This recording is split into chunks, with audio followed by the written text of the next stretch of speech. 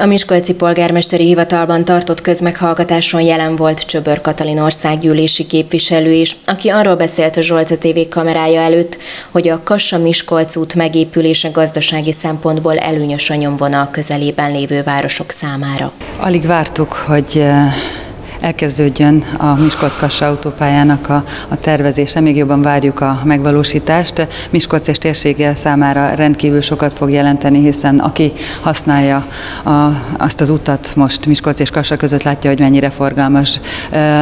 Egy infrastrukturális fejlesztés gazdasági szempontból rengeteget fog jelenteni, mind a környező, nem csak Miskolcnak, de a környező településeknek is, hiszen könnyebben elérhetők lesznek a települések. Előzőleg rengeteg egyeztetést igényel, nagyon sok önkormányzatot, rengeteg földhivatali munkát, úgyhogy ennek a lépései zajlanak most. Egy környezetvédelmi hatástanulmányi vizsgálat során egy közmeghallgatást tartunk most. Mindenki felteti a kérdéseket, amit igyekszünk azonnal orvosolni. Nekem, mint képviselőnek az a dolgom, hogy összekapcsoljam az illetékes szerveket egymással, és minél hamarabb menjen a munka, hogy minél hamarabb használhassuk majd ezt az utat. A közmeghallgatáson Tüske Tamás ismertette a beruházás hátterét. A NIV Zrt. A beruházást Európai Uniós társfinanszírozásban valósítja meg. Az építési engedélyezési eljárást a környezetvédelmi engedély megszerzését követően minél hamarabb szeretnék megindítani. Ez a szakasz csatlakozik a kezdő pontban a meglévő 306-os jelű országos közúthoz, vagy Miskolc északi elkerülő úthoz, és a szakasz végén pedig a már épülő Tornyos-németi országhatár közötti szakasz megnevezésű projekthez. A szakasznak a kivitelezését, illetve az előkészítését integrált közlekedésfejlesztési operatív program felhasználásával szeretnénk végrehajtani. Ez Európai Uniós társfinanszírozást jelent. Ugye ez azt jelenti, hogy ebben szerepel Európai Uniós pénz is, és hazai, egy része pedig hazai forrás. A szakasznak számos tanulmányterve készült már a 2000-es évek közepétől kezdődően. A legutolsó megvalósíthatósági tanulmány 2013-ban készült el. Sajnos akkor még nem autópálya keresztmetszet volt a iránya ennek a szakasznak. Ez a 2015-ös évben kristályosodott ki, és ennek a keresztmetszetnek megfelelő műszaki terveket nyújtottuk be környezetvédelmi engedélyezési eljárásra. Szeretnénk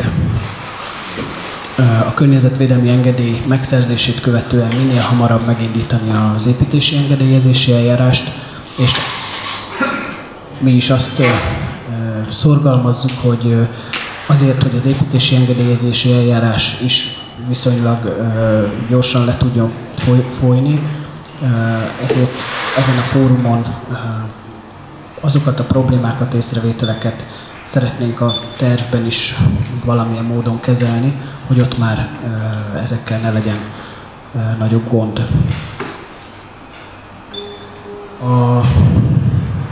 A szakasz előkészítése várhatóan idén, illetve jövő év elején fog befejeződni, és hogyha rendelkezésre áll az építési engedély, a jogerős építési engedély, akkor megindulnak a területszerzéshez, a munkaterület átadásához szükséges területeknek a megvásárlása, amely egy olyan eljárás, amelyben első körben megkeressük a tulajdonosokat, és amennyiben nem jön létre megegyezés, akkor pedig kisajátítási eljárásban fogjuk megszerezni a beruházáshoz szükséges ingatlan részeket. Balog Imre a nyomvonallal kapcsolatos műszaki megoldásokat mutatta be a miskolci közmeghallgatáson. A nyomvonal kiválasztásánál elsődleges szempont volt a természetvédelmi terület elkerülése. Alapításra kerül a Bos úttal, egy kapcsolat, ez a Tokai Ipari Park Szikszónál, a következő Halmai esetében Forróencs, Garadnak, majd Hernál Bécsénél egy részleges csomópont kerül kialakításra. Akkor röviden bemutatnám magát a pálya kialakítását keresztmetszeti szempontból. Ahogy az elhangzott, jelenlegi tervezési feladatunként ez egy 130 km/h tervezési sebességre tervezett 2x2 sávos autópálya, 26-50-es, bocsánat, 60-as koronaszélességgel, azaz két közlekedési sáv, valamint egy üzemű sáv vagy leálló sáv, ki hogyan ismeri, kerül kialakításra, középső elválasztósával, valamint a hozzátartozó vízelvezetéssel. Ugye mivel nem az Alföldön vagyunk, és a magassági viszonyok itt nem teljesen egyszerűek, hiszen elég jelentős töltés és bevágásos szakaszokra kell számítani, tehát viszonylag magasan vagy éppen telephez képest mélyen vezetett az autópálya nyomvonala, ezért a igénybe vendő terület szélességét nehéz meghatározni, hiszen ott, ahol az autópálya terep közeli vezetésben halad, majd fog látszódni a következő rajzon. Ezen a szakaszon, ugye itt Szikszó előtt gyakorlatilag egy 40-50 méteres területsávról beszélünk, és azokon a szakaszokon, ahol adott esetben nagyobb bevágások vannak, ugye, vagy itt Szikszó utáni szakaszokról beszélünk, ahol a töltés, vagy a bevágások nagysága haladja a 10 méter vagy 10 méter közeli, ott lényegesen nagyobb a területfoglaltság mértéke. Visszamennénk erre a képen még. Elhangzott pár paraméter már Tamás kollégámtól is a pálya kialakítására vonatkozóan.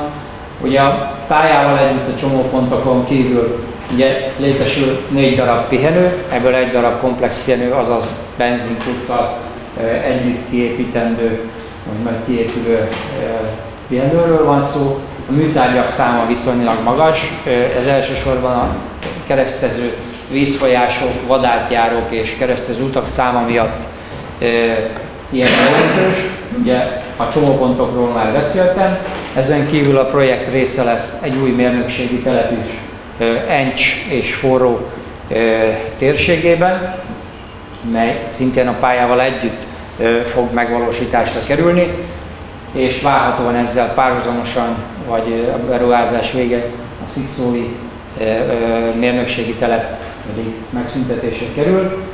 Ami még itt a felsorolásban szerepel, az a legutolsó pont, ami talán az elmúlt időszakban már megszokottá válik, de jelenlegi autópálya hálózaton még nem nagyon van ilyen üzemelő, ez az úgynevezett tengelysúlymérő állomás, amely 0-24 órában a teherforgalom ellenőrzésére fog szolgálni. Itt a közút szakemberei végeznek megállításos tengernysúlymérést egy viszonylag jól üzemeltethető automata rendszerrel. Ezek tervezése már nem csak ezen az autópályán, hanem az ország többi részén is folyamatban vannak. Hát talán az ott M5-ös, ha valaki ismeri, ott már működik egy hasonló. Röviden végig szaladnánk magán a nyomvonalon kicsit részletesebben. Ahogy említettem, a kezdő szelvényünk az a M3-as jelenlegi kvázi vége és a Borsút kezdete utáni szakasz. Gyakorlatilag az első pár kilométeres szakasz a meglévő Borsútnak a szélesítését tartalmazza 2x2 sávos nyomra, majd keresztezzük azt a elmúlt időszakban ugye megépült vízlevezető vápát, ami térség árvízi problémáit hivatott megoldani és kezelni. Ennek a keresztezésnek gyakorlatilag a kezdetén, tehát ott, ahol a Borsúttól eltér a pálya nyomvonala, épül az első csomópont, ami a Borsútat fogja az autópályára felvezetni. Majd elindulunk Szikszó irányában, az a fennsíkon, és jutunk el gyakorlatilag a következő nagyobb létesítményig, ez a Tokai Ipari Parknak tervezett külön szintű csomópont, ami ami igazából a 3-as úttal és az ipari parkkal fog közlekedési kapcsolatot biztosítani. A következő nagyobb szakasz az maga Szikszó elkerülése, ami műszaki szempontból is a legnehezebb feladat, hiszen itt a domborzati viszonyok miatt az átvezetés pályavezetése nem egyszerű, de elég jelentős töltéses és bevágásos szakaszok váltakoznak egymás után. Majd elérjük a következő csomóponthoz, gyakorlatilag itt párhuzamosan haladva a 3-as számú főúttal vezet a nyomvonal egészen Forróig. Itt van az első egyszerű pihenő, és elérünk Forró-Encs térségében a egyik legösszetettebb geometriáját tekintve, és talán kialakítását is maga ez a csomópont, ahol az Encsi bútorgyár bekötése, a jelenlegi 3-as út és a meglévő úthálózat kialakítása miatt egy viszonylag bonyolultabb csomópontrendszer fog ránézésre kialakulni, ami biztosítja majd a 3-as út folyamatos vezetését a a jelenlegi nyomvonalon, biztosítja Encs és Forró megközelítését, valamint a meglévő alsóbrendű úthálózati elemek kiszolgálását is. Ezek után a nyomvonal újra visszatér a 3-as főút másik oldalára, és gyakorlatilag azzal közel párhuzamosan haladunk, egészen addig, amíg el nem jutunk a már 2000-es évek elején megépült szakaszig, melynek szintén a további részeken a négynyomosítását terveztük. Ez alól kivétel, ez a rövid szakasz, ahol a vasút melletti nyomvonalvezetés mellett döntöttünk, ugyanis a meglévő nyomvonal négynyomosítása és az autópálya paraméterek biztosítására nem volt egyszerűen lehetőség, ezért ezen szakaszon megmarad itt a 3-as út, ez gyakorlatilag ugye ezt a 2 km-es szakaszt jelenti, és itt térünk vissza újra a meglévő nyomvonalra, és szintén a továbbiakban a 3-as úttal párhuzamosan haladunk, ugye ez Novai irány Garadna, ez utáni szakaszról beszéltem, és itt Ennádvécse után szintén a meglévő nyomvonalon halad már a nyomvonal, és annak négynyomosításra kerül figyelembevételre. Gyakorlatilag az utolsó nagyobb létesítmény az itt a határ előtt egy egyszerű pihenő kialakítása. Természetesen a nyomvonal vele párhuzamosan nem csak az autópálya fog megépülni, hanem minden keresztező út átemelésre, országos között átemelésre kerül, vagy az autópálya alatt, vagy az autópálya felett, attól függően, hogy ott a természeti adottságok milyenek, valamint az önkormányzatokkal már időközben a engedélyezési tervek előkészítése során tartott egyeztetésekkel párhuzamosan megegyeztünk azon földúti keresztezések átvezetésében is, amik az ingatlanok megközelítését fogják szolgálni. Ezeket szintén viszonylag részletesen tartalmazza ez a tervfázis, azonban erre vonatkozóan majd a következő tervezési fázisban kerül sor ezek végleges helyének és műszaki paraméterének kialakítására.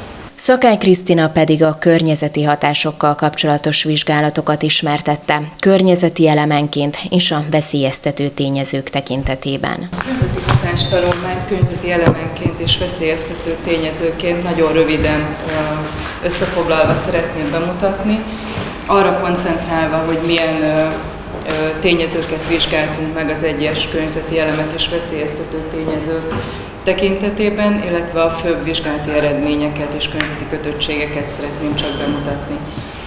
Az első környezeti elem, amiről beszélni fogok, a földtani közeg és a felszín alatti víz. Itt a következőket vizsgáltuk meg a hatástanulmány készítése során. A tervezési terület természetföldrajzi adottságait, az érintett terület geológiai, hidrogeológiai alakulását, a tervezési terület földtani állapotát, illetve a felépítését, talajféleségeket, a területhasználatokat a tervezett nyomvonal mentén, illetve megvizsgáltuk, hogy öntözött területeket, meliorán területeket érintünk-e a nyomvonallal. Aztán megnéztük a beruházás területigényét, közvetlen és közvetett területen, a területfoglalást, ami lehet ugye ideiglenes, illetve végleges, nyersanyag szükségleteket és forrásokat vizsgáltunk, illetve néztük a VKI célkitűzéseinek való megfelelést is, és a monitorozás szükségességét. Röviden összefoglalva a vizsgálati eredményeket, a tervezett nyomvonal az Észak-Magyarországi Középhegység Nagytájon, Észak-Magyarországi Medencék Középtájon halad, a keleti Cserhált és Hernád-völgy kistájak területét érintve. Megállapítottuk vizsgálataink során, hogy jó termőképességű talajokat tulajdonképpen a tervezett nyomvonal nem érint.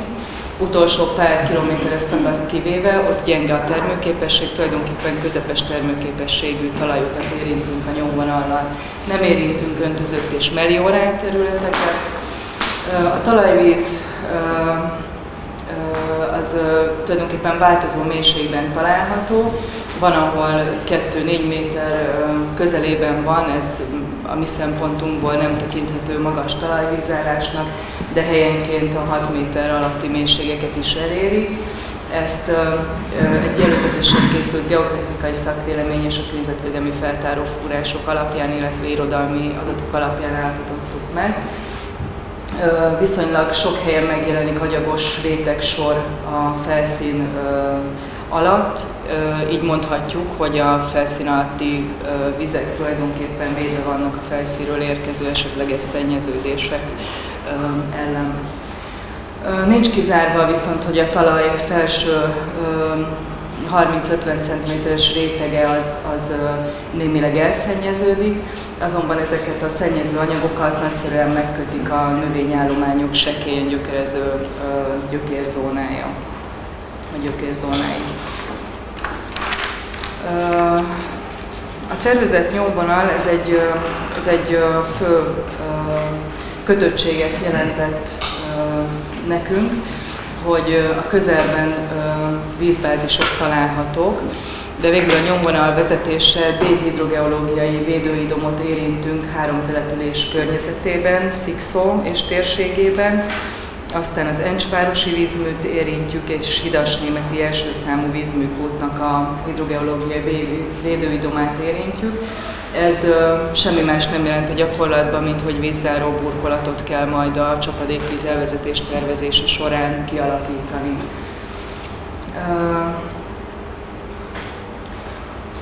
Összefoglalóan kijelenthetjük, hogy a vizsgálat sem földtani, sem klasszikus talajtani és felszínalatti víz akadályozó tényezőt nem tárt fel, és 3 kitűzött helyen, itt a hidrogeológiai B-védőidom érintettségekben írtunk elő monitoring vizsgálatokat.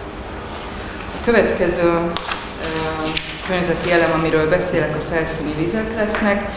Vizsgáltuk a hidromorfológiai és vízrajzi adottságokat a nyomvonal mentén, az árvízvédelmi vizsgálatokat készítettük el, ami tanulmánytervi szinten elvégezhető volt. Az útpályáról lefolyó csapadékvizek elvezetésének és elhelyezésének lehetőségeit vizsgáltuk. Vizsgáltuk itt is a VKI célkitűzéseinek való megfelelést és a monitorozás szükségességét. Fontos elmondani, hogy a tervezési terület érinti a Sajó-Kissajó közös árterét, illetve a Hernád árterét. Jellemzően a nyugati oldalon nagy esésű, több négyzetméter kiterjedésű vízgyűjtők találhatók, a keleti oldalon pedig a Hernád árterének a határa található, viszonylag kis esésű területben. Több esetben a kedvezőtlen keresztezési szögmiak mederkorrekció tervezésére van szükség, és mivel tanulmánytervi műszaki kidolgozottságra épült, vagy készült el tulajdonképpen a környezeti hatástanulmány, fontos elmondani azt, hogy a továbbtervezés során, tehát az engedélyezési tervi fázisban a vízfolyáskezelőktől kapott konkrét adatok alapján fogjuk tudni pontosan meghatározni a vízfolyás keresztezéseket, hogy áteresz vagy hídműtár szükséges-e az egyes vízfolyások keresztezésénél. Az útvíztelenítésről szólnék pár szót röviden. A jelenlegi tervfázisban rendelkezésre álló adatok alapján Úgy tűnik, hogy a vízelvezetés megoldható lesz hossz mentén, befogadókba való vezetéssel. Esetleg lokális terepi viszonyok miatt felmerült a tározás megoldása is. Ha lehetőség lesz rá, akkor ezt kerülni fogjuk. A tervezett létesítmény csapadékvizeinek elvezetését, ahogy korábban is mondtam, az engedélyezési terv fogja részletesen kidolgozni. Szoktuk vizsgálni környezeti hatástanulmány szinten a várható olajos szennyezés mértékét is. A legnagyobb előrejelzett forgalmak ismeretében egy számítást szoktunk készíteni, és kapunk egy átlag koncentrációt, ami egy becsült értéknek tekinthető. Ezt szoktuk összehasonlítani a jogszabályok alapján megadott értékekkel, és azt tudom elmondani, hogy a jogszabály által megszabott határértékeket jelenleg becsült számítás alapján nem fogja elérni az autópálya területéről származó olajos szennyezés.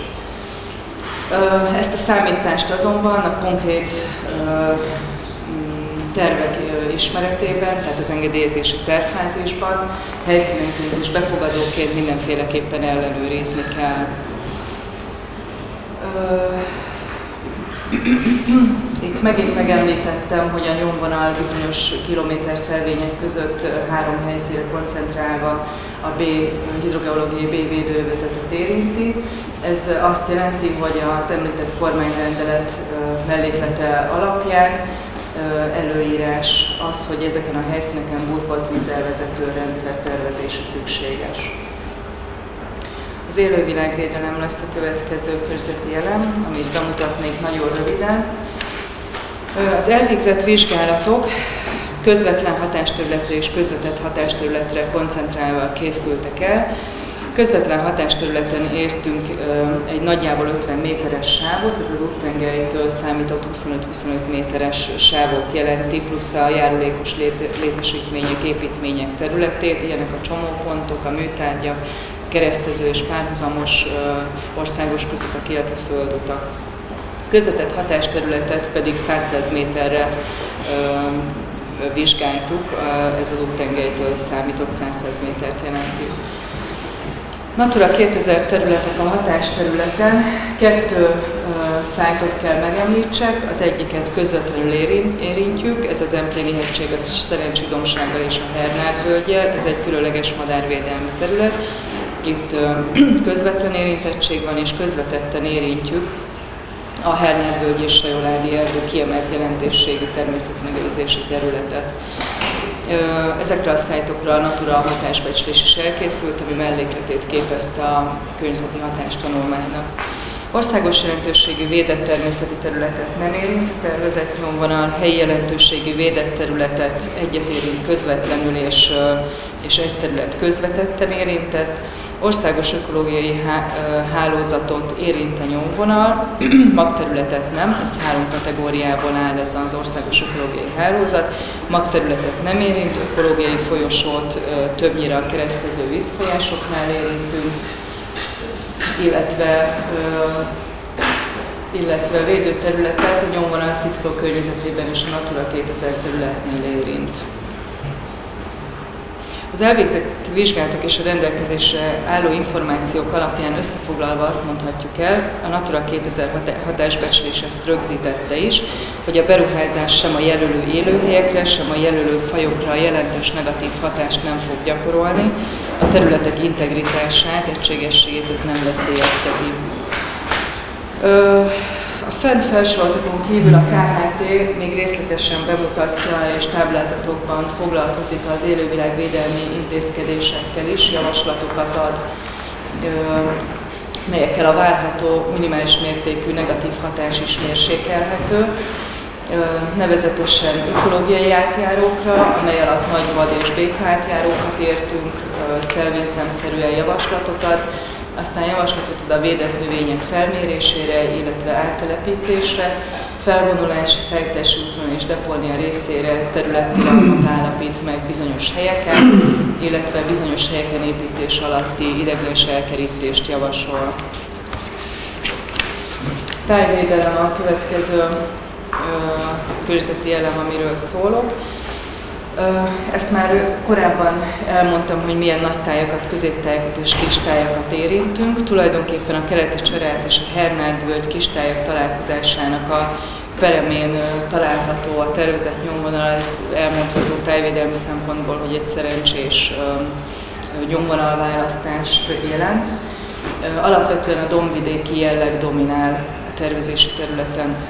A hatástanulmány készítése során vizsgáltuk a táji értékeket és tájképi adottságokat, a tájkaraktert, a meglévő tájhasználati formákat, tájhasználati konfliktusokat tártunk fel, övezeti besorolást és felsőbbrendű területrendezési tervekben vizsgáltuk ezeket az övezeti besorolásokat, tájvédelmi szempontból érzékeny területeket néztünk a közvetlen hatásterületen, aztán vizsgáltuk az általános tájvédelmi hatásokat építés és üzemelés során, műtárgyak és kapcsolódó létesítmények tájvédelmi értékelését végeztük el, illetve lehetséges javaslatokat és intézkedéseket határoztunk meg.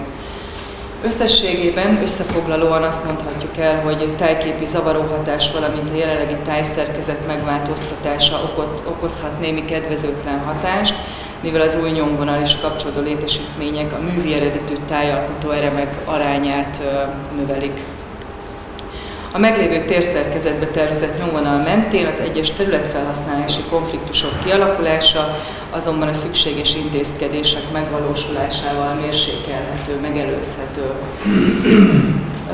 A KHT részletes javaslatokat ad a tervezett nyomvonal műtárgyainak és csomópontjainak a tájba illesztésére, pont azért, hogy ezek a konfliktusok a minimálisra csökkenthetők legyenek.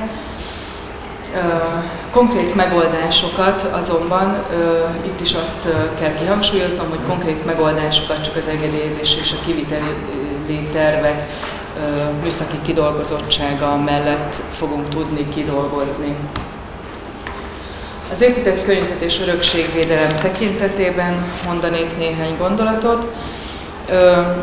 Örökségvédelem szempontjából azt kell tudni, hogy a Forster Gyula Nemzeti Örökségvédelmi és Vagyongazdálkodási Központ készített egy előzetes régészeti dokumentációt, amelyben adatgyűjtés és terepbejárás alapján kerültek pontosításra a nyomvonal által érintett régészeti lelőhelyek, több érintettségről is tudomásunk van, és az ERD1-ben meghatározásra kerültek az ERD2-ben, tehát a következő régészeti dokumentációs tervfázisban további vizsgálatot igénylő lelőhelyek. Műemlékvédelem tekintetében vizsgáltuk a tervezett gyorsforgalmú térségében a vonatkozó jogszabály szerint védettségi besorolások szerinti értékeket. Itt azt kell elmondani összefoglalóan, hogy 100 méteren belül nincs érintettség, tehát nincs műemlékvédelmi érintettség. Vizsgáltuk a rendezési tervekkel való összhangot is. Itt igazából a területrendezési terveket megyei és települési szinten összevetettük a KHT nyomvonalával, és fel lettek tárva a különbségek, illetve az azonosságok. Az épített környezet és védett, illetve védelemre javasolt építészeti műértékek és a települési környezet szempontjából a tervezett M30 gyorsforgalmi út által fellépő állapotváltozás összességében javító hatásúnak minősíthető. Levegőtisztaság védelmi szempontból vizsgáltuk a következőket: a területre vonatkozó levegőtisztaságvédelmi előírásokat, a levegő minőségi hatásterületet, a tervezési terület alapállapotát levegő minőségi szempontból, meteorológiai és klimatikus viszonyokat vizsgáltunk, háttérszennyezettséget néztünk és megállapítottuk a zóna besorolását a tervezési területnek, illetve az alaplégszennyezettségét állapítottuk meg. Vizsgáltuk a jelenlegi állapot, az építkezés alatti és üzemelés alatti levegőminőségi viszonyokat, és javaslatokat adtunk a légszennyezettség csökkentésére vonatkozóan, ahol erre szükség volt. Összefoglalóan elmondható, hogy a térség levegőminőségi alapállapota jó.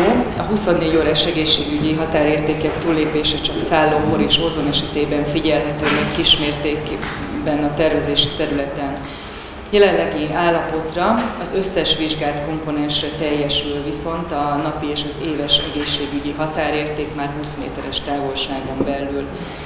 A legjelentősebb légszennyezettsége az nitrogén-dioxid esetében a 3-as számú elsőrendű főúton Hidas-Németinél figyelhető meg, de még ez is határértéken belül van. A távlati referencia állapotban azt mondhatjuk el, hogy az M30 gyorsforgalmi út tervezett kiépítése nélküli esetben a területen a levegőminőségi helyzet a jelenlegi állapothoz képest kisebb koncentráció értéket mutatna. Ez a fajlagos emisszióértékek javulásával magyarázható. A távlati veleállapotban, tehát a beruházás megvalósulása esetén azt tudjuk elmondani, hogy az M30 gyorsforgalmi út tervezett kiépítésével sem érik el a levegőminőségi értékek, egyik komponens esetében sem az egészségügyi határértékeket. Így tulajdonképpen levegőterheltségi konfliktusról a tervezett beruházás kapcsán nem beszélhetünk. Nagy biztonsággal teljesül az összes vonatkozó levegőterhelési határérték. Azt kell még elmondani, hogy a vonatkozó jogszabályok alapján vonalas létesítményről lévén szó, az M44 gyorsforgalmi út mentén 50 méteren belül nem helyezhető el lakóépület, üdülőépület, oktatási, egészségügyi, szociális és igazgatási célú épület. M30. Bocsánat, egy elírás. Igen, valóban elnézést, M30. A KHT 4 megítélési ponton javasol levegővédelmi célú monitoring vizsgálatokat.